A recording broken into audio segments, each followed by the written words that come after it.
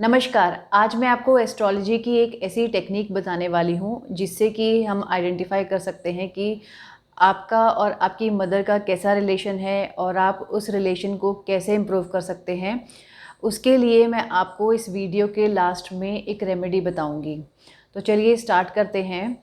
तो आपके birth chart में किसी भी घर में जहाँ पे भी कर्क राशि है, उसी सेम घर में सूर्य बैठा है, या फिर आपके बर्थ चार्ट के 4th हाउस में सूर्य बैठा है, या फिर 9th हाउस में कर्क राशि है।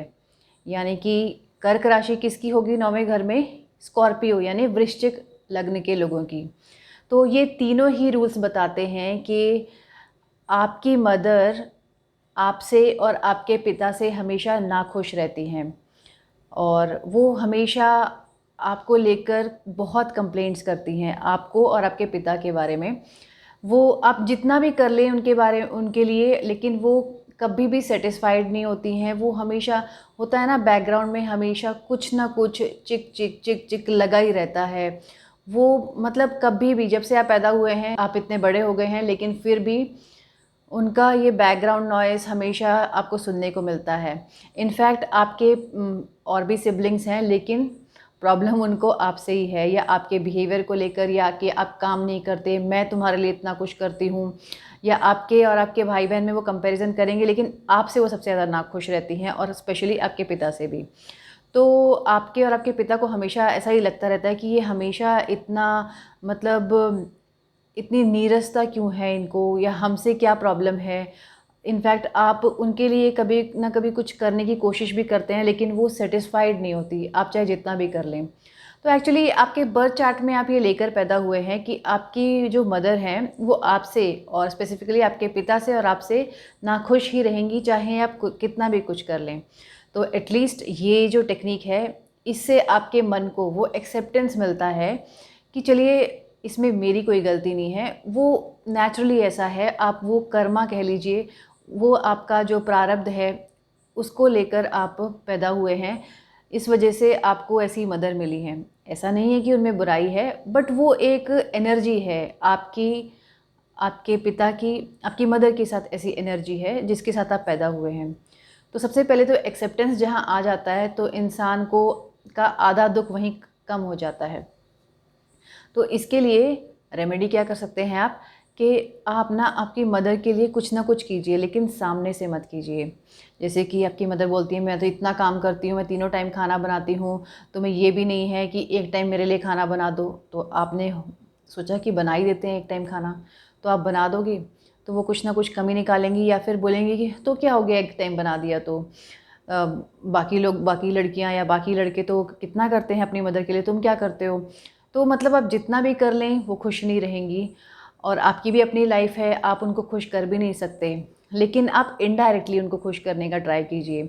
जैसे कि उनको काम करना पड़ता है, अगर जैसे आपकी मदर हाउसवाइफ हैं, तो उनके लिए आप डोमेस्टिक हेल्प लगाइए। अगर इनफैक्ट घर में ऑलरेडी डोमेस्टिक हेल्प है भी, तो आप कुछ ना कुछ उनको टाइम टू टाइम कुछ गिफ्ट्स दे दीजिए, कुछ भी पैम्परिंग के लिए, या कुछ उनको जैसे साड़ी दे दी, कोई ज्वेलरी दे दी, जितना आप अफोर्ड कर सकें।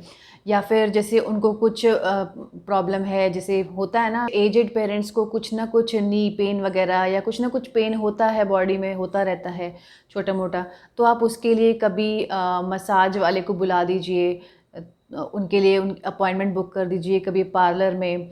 तो इस तरह के उनको ना पैम्परिंग कीजिए किसी ना किसी तरीके से। वो डायरेक्ट, इवन जैसे आप अपनी मदर से दूर रहते हैं किसी और टाउन में, तो भी आप उनके लिए ऑनलाइन कुछ ना कुछ ऑर्डर कर सकते हैं उनको खुश करने के लिए, क्योंकि वो डायरेक्टली खुश नहीं होंगी, लेकिन अंदर से कभी ना कभी उनको ऐसा अंदर से उनको लगेगा कि एटलीस्ट आपने किया इतना सा। बट बोलने के टाइम पे ना वो हमेशा हार्श ही बोलेंगी आपको, या कंप्लेंट्स ही करेंगी।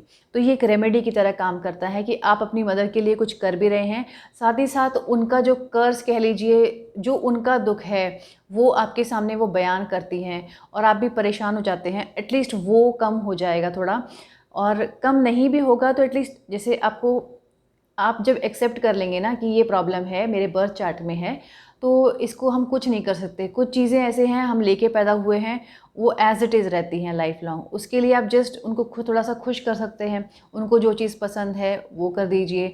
जैसे क्योंकि माँ को खुश करना मतलब अपने मन को खुश करना होता है। माँ हमारे मन से डायरेक्टली जुड़ी होती है, और इससे आपके पिता को भी रिलीफ मिलेगा अगर आप करते हैं, क्योंकि वो आप दोनों के, क्योंकि तीनों का कॉम्बिनेशन एक ही घर में बैठा है ना। आपके बर्थ चार्ट में आपका मन मतलब आपकी मून जो है, क्योंकि कर्क राशि का स्वामी है मून, जो कि हमारी मदर को सिग्निफाई करता है, और सूर्य हो गया हमारा पिता। तो ये तीनों एक ही जगह हैं, आप, आपके पिता और आपकी माँ, तीनों ही एक ही घर में हैं। लेकिन मदर कंप्लेंट कर रही हैं क्योंकि वो इमोशन है, जो मून है या कर्क राशि जो है हमारे इमोशन से डायरेक्टली जुड़ी होती है, और हमारी मदर हमारे लिए इमोशन है। तो मदर के इमोशन हमारे लिए गड़बड़ाए हुए हैं, तो हम उनको डायरेक्टली ना ठीक करके इनडायरेक्टली किसी न किसी वे में उनको थोड़ा सा रिलीफ पहुंचाइए। इससे आपकी लाइफ में भी सुकून आएगा और आपकी मदर को भी खुशी होगी। और इसके अलावा एक और चीज़, एक और नया एस्पेक्ट है जो मैंने नोटिस किया है काफ़ी कुंडलियों में, स्पेशली कर्क लग्न के लोग हैं ना, और अगर उनका स्वामी यानी कि मून 9वें घर में है अगर, तो भी ये फ्लेवर आएगा। तो भी आपकी मदर आपके फादर से और आपसे नाखुश रहेंगी। इनफैक्ट आपके सिबलिंग्स भी हैं, कंपैरेटिवली आपसे ज़्यादा नाखुश रहती हैं या आपके बारे में ज़्यादा कंप्लेंट्स करती हैं। तो आप ये नोटिस करके देखिएगा आपके बर्थ चार्ट में। इनफैक्ट अगर आप एस्ट्रोलॉजी सीख भी रहे हैं ना, तो ये एक बहुत अच्छी टेक्निक है।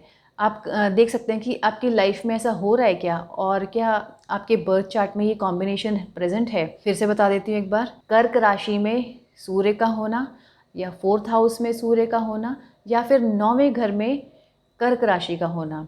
इसके अलावा आप चेक कर सकते हैं, अगर ये तीनों कॉम्बिनेशन नहीं भी हैं, तो क्या आप कर्क लग्न के हैं और आपका लग्न का स्वामी यानी कि मून चंद्रमा 9वें घर में बैठा है, तो भी ये एस्पेक्ट देखने को मिलता है आपकी मदर के साथ आपका ये रिलेशन। तो रेमेडी जो बताई है वो आप ज़रूर कीजिए, प्रैक्टिकल रेमेडी है और आप इजीली कर भी सकते हैं। तो इस वीडियो को यहीं पे एंड करूँगी। अगर आपका कोई सवाल है इससे रिलेटेड तो आप कमेंट सेक्शन में पूछ सकते हैं। और खुश रहिए, स्वस्थ रहिए, मस्त रहिए। और ऐसे ही एस्ट्रोलॉजी के वीडियोस देखने के लिए आप मेरे चैनल को सब्सक्राइब कर सकते हैं। Thanks for watching.